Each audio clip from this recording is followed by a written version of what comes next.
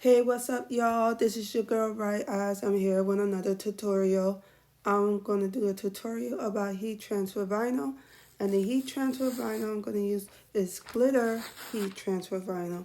The reason why I'm using glitter heat transfer vinyl because I have tried regular vinyl and it's very thin. And so when you stitch on regular heat transfer vinyl, the thread will move.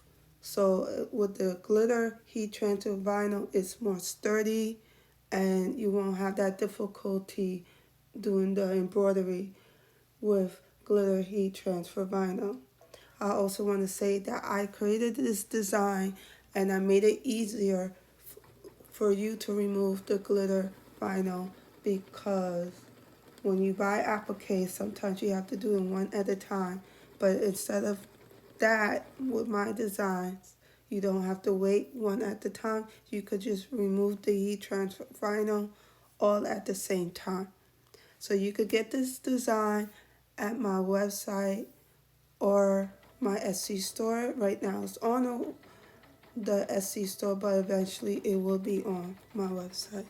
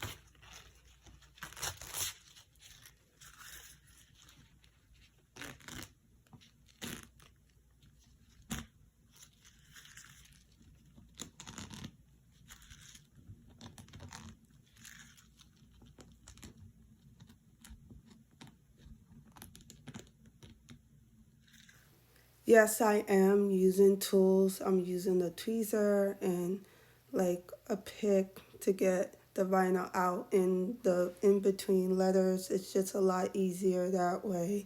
So just in case y'all didn't think about it, that's another way you could remove the vinyl from your fabric.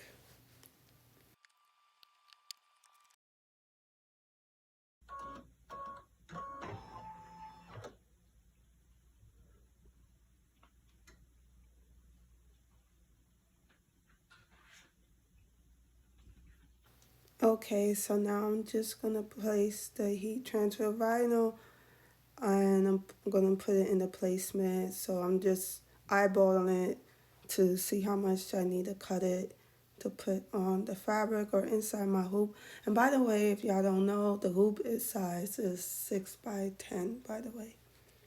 And I do have it in different size. I have from 5, 7 hoop size to 8, 12, just in case y'all was curious.